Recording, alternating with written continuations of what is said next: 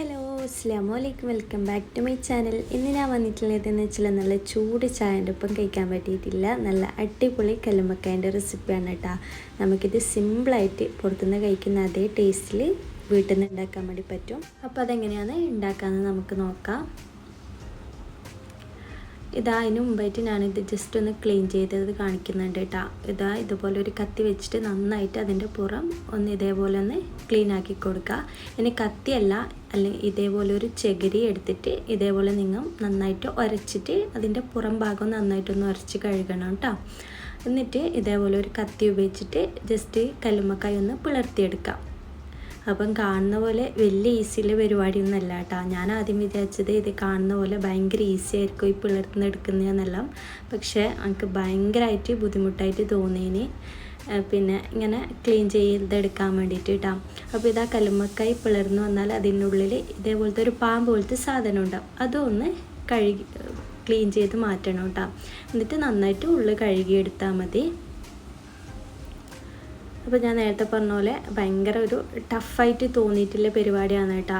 പിന്നെ വെച്ചാൽ ഞാൻ യൂട്യൂബിൽ ഇതിലെല്ലാം റിവ്യൂ കണ്ടിട്ട് അപ്പോൾ എല്ലാവരും പറയുന്നത് ഭയങ്കര ഈസിയാണ്, സിമ്പിളാണെന്ന്. പക്ഷേ എന്ന് വെച്ചാൽ എനിക്ക് പാട് ടൈം എടുത്തിട്ടുണ്ടായിന് ഇതിങ്ങനെ ക്ലീൻ ആക്കിയിട്ട് എടുക്കാൻ വേണ്ടിയിട്ട്. അപ്പോൾ നമുക്ക് ഇതൊന്ന് ക്ലീനെല്ലാം ആക്കി വന്നിട്ടുണ്ട്. നമുക്ക് ബാക്കി പരിപാടി നോക്കാം. അതിന് വേണ്ടിയിട്ട് ഒരു അരപ്പ് ഉണ്ടാക്കണം. അതിന് വേണ്ടിയിട്ട് ഞാൻ ഒരു ഫുള്ള് തേങ്ങ എടുത്തിട്ടുണ്ട്. ഒരു മീഡിയം സൈസിൽ ഫുള്ള് തേങ്ങ എടുത്തിട്ടുണ്ട്. പിന്നെ ഒരു 10-12 ചെറിയ ഉള്ളി എടുത്തിട്ടുണ്ട്. ഒരു മീഡിയം സൈസിൻ്റെ പകുതി സവാള വലിയ ഉള്ളി എടുത്തിട്ടുണ്ട്. പിന്നെ 2 കറിവേപ്പിലയും കൂടി എടുത്തിട്ടുണ്ട് കേട്ടോ. ഇനി നമുക്കൊരു മിക്സിയുടെ ജാറിലിട്ടിട്ട് അരച്ചെടുക്കണം. അതിന് മുമ്പായിട്ട് 1 ടീസ്പൂൺ വലിയ ജീരകം ഇട്ട് കൊടുക്കുന്നുണ്ട്. കൂടെ തന്നെ ഒരു 1/4 ടീസ്പൂണോളം മഞ്ഞൾപ്പൊടി ചേർത്ത് കൊടുക്കാം. ഒരു 1.5 ടീസ്പൂണോളം മല്ലിപ്പൊടിയും കൂടി ചേർത്ത് കൊടുക്കാം കേട്ടോ. ഈ മഞ്ഞൾപ്പൊടിയും മല്ലിപ്പൊടിയും ഇട്ടിട്ടില്ലെങ്കിൽ പ്രശ്നമില്ല, പക്ഷേ ഇത് ചേർക്കുമ്പോഴായിരിക്കും കുറച്ചും കൂടി ടേസ്റ്റ് ഉണ്ടാവുക കേട്ടോ നമ്മുടെ അരിമാവിന്. ഇനി ഇത് മിക്സിയുടെ ജാറിലിട്ടിട്ട് നന്നായിട്ടൊന്ന് അരച്ചെടുക്കുക. പേസ്റ്റാക്കി അരക്കണ്ട, ജസ്റ്റ് ഒന്ന് ഒതുക്കിയെടുത്താൽ മതി. അതിലേക്ക് ഉള്ളിയും സവാളയും ചെറിയ ഉള്ളിയും എല്ലാം ഇട്ട് കൊടുക്കുന്നുണ്ട് കേട്ടോ. നന്നായിട്ട് പേസ്റ്റാക്കിയിട്ട് നമുക്കൊന്ന് അരച്ചെടുക്കാം. പേസ്റ്റാക്കണമെന്ന് ഞാൻ നേരത്തെ പറഞ്ഞ പോലെ ഒതുക്കിയെടുത്താൽ മതി കേട്ടോ. ഓവറായിട്ട് പേസ്റ്റാക്കി എടുക്കണമെന്നില്ല, ഒന്ന് ജസ്റ്റ് ഒന്ന് ഒതുക്കിയെടുത്താൽ മതി. ഇതിലേക്ക് ആവശ്യത്തിനുള്ള അരച്ചെടുക്കാൻ വേണ്ടിയിട്ട് ആവശ്യത്തിനുള്ള വെള്ളവും കൂടി ഒഴിച്ചു കൊടുക്കുന്നുണ്ട് കേട്ടോ. അങ്ങനെ ഇത് നന്നായിട്ടൊന്ന് ഒതുക്കിയെടുത്തിട്ടുണ്ട്. ഇനി ആ മിക്സിയുടെ ജാറിലേക്ക് കുറച്ച് വെള്ളവും കൂടി ഒഴിച്ചിട്ട് അതിലേക്ക് ഒഴിച്ചു കൊടുക്കാം. ഇനി വേണ്ടത് പച്ചരിയാണ്. ഞാൻ 1 കപ്പ് പച്ചരി ഒരു 2 മണിക്കൂർ മുമ്പ് സോക്ക് ചെയ്തതാണ് കേട്ടോ. അപ്പം ഈ ഒരു അളവിന് പച്ചരി 1 കപ്പ് തന്നെ മതിയാവും. ഇനി ഇതും നന്നായിട്ടൊന്ന് അരച്ചെടുത്തിട്ട് വരാം. അതും കൂടി അരച്ചിട്ട് നന്നായിട്ട് ഇതിലേക്ക് ഞാൻ നമ്മുടെ പത്തിരിപ്പൊടി ഉണ്ടല്ലോ, റോട്ടിപ്പൊടി പത്തിരിപ്പൊടിയെല്ലാം അതിട്ടിട്ട് നന്നായിട്ട് ഇതേപോലെ ഇതിൽ നമുക്ക് നമ്മുടെ മാവ് കുഴച്ചെടുക്കാം. അപ്പോൾ ഇതെല്ലാം എല്ലാവർക്കും അറിയാമായിരിക്കും, അറിയാത്തവരുണ്ടെങ്കിൽ അവർക്ക് വേണ്ടി പറയുന്നതാണ് കേട്ടോ. ഇനി വെച്ചാൽ നമ്മുടെ ഓരോ മാവും നമ്മുടെ കല്ലുമ്മക്കായൻ്റെ ഉള്ളിൽ ഇതേപോലെ ഒന്ന് നിറച്ച് കൊടുക്കാം. അപ്പം ഓവറായിട്ട് കുത്തി നിറക്കേണ്ട ആവശ്യമില്ല, കുറച്ച് ജസ്റ്റ് ഒന്ന് അതിൻ്റെ ഒരു ഇതിൽ മാത്രം ചെയ്ത് കൊടുത്താൽ മതി.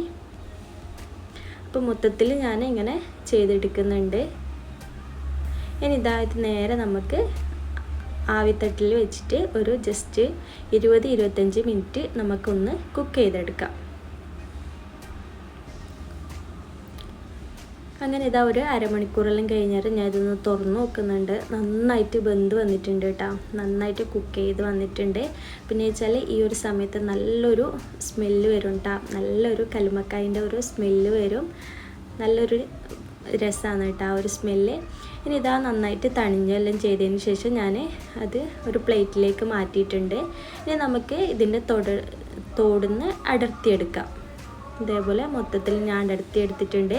പിന്നെ വെച്ചാൽ വേണമെങ്കിൽ കഴിക്കാൻ ഇഷ്ടമാണെങ്കിൽ ഇതേപോലെ തന്നെ കഴിക്കാം. പിന്നെ കുറച്ചും കൂടി ടേസ്റ്റിന് വേണ്ടിയിട്ട് നമുക്കിതൊന്ന് ഫ്രൈ ചെയ്തെടുക്കണം. ഇതെന്ന് വെച്ചാൽ സാധാ മഞ്ഞൾ പൊടിയും മുളക് പൊടിയും മല്ലിപ്പൊടിയും ഉപ്പും ഇട്ടിട്ട് ഒരു മസാല ആക്കി എടുത്തതാണ് കേട്ടോ. സാധാ നമ്മൾ മീനെല്ലാം ഫ്രൈ ചെയ്തൂലേ അതേ ഇതിൽ. ഇനി നമ്മുടെ കല്ലുമ്മക്കായി അതിലിട്ടിട്ട് നന്നായിട്ടൊന്ന് മിക്സ് ചെയ്തെടുക്കുന്നുണ്ട്. ഇനി നമുക്ക് ഇത് പെട്ടെന്ന് തന്നെ ഫ്രൈ ചെയ്തെടുക്കാം. അതിന് വേണ്ടിയിട്ട് ഞാൻ വെളിച്ചെണ്ണ എടുത്തിട്ടുണ്ട്. വെളിച്ചെണ്ണ ജസ്റ്റ് ഒന്ന് ഷാലോ ഫ്രൈ ചെയ്തെടുക്കേ വേണ്ടു കേട്ടോ. നമ്മുടെ ആ പുറത്തിലെ മുളകെല്ലാം ഒന്ന് ജസ്റ്റ് ഒന്ന് കുക്ക് ചെയ്ത് വരികയേ വേണ്ടു. ഒരു 1-2 മിനിറ്റ് മാത്രം നമ്മൾ ഇതൊന്ന് കുക്ക് ചെയ്തെടുത്താൽ മതി. ഓവറായിട്ട് കുക്ക് ചെയ്യാൻ നിൽക്കണ്ട. അപ്പം നമ്മുടെ കല്ലുമ്മക്കായൻ്റെ ടേസ്റ്റ് ആകെ മാറിപ്പോവും. അതുകൊണ്ട് ജസ്റ്റ് ആ മുളകെല്ലാം ഒന്ന് ജസ്റ്റ് ഒന്ന് കുക്ക് ചെയ്ത് വരുന്നവരെ മാത്രം മതി. അതിലേക്ക് ഞാൻ ഇതാ കുറച്ച് കറിവേപ്പിലയും കൂടി ഇട്ട് കൊടുത്തിട്ടുണ്ട് കേട്ടോ. അപ്പോൾ ഇതാ ജസ്റ്റ് 1 മിനിറ്റ് കഴിയുമ്പോൾ ഞാനിതെല്ലാം തിരിച്ചും കൂടി ഇട്ട് കൊടുക്കുന്നുണ്ട്. അപ്പോൾ 2 സൈഡും 1 മിനിറ്റ് ഇതേപോലെ ഒന്ന് കുക്ക് ചെയ്തെടുത്താൽ നമുക്ക് അടുപ്പിൽ നിന്ന് എടുത്ത് മാറ്റാം കേട്ടോ.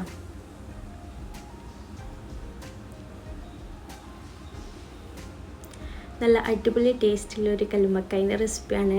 അപ്പോൾ എല്ലാവരും ഇതേപോലെ ഒന്ന് ഉണ്ടാക്കി നോക്കാട്ടോ. കല്ലുമ്മക്കായൽ ഇഷ്ടമില്ലാത്ത ആരും ഉണ്ടാവില്ല.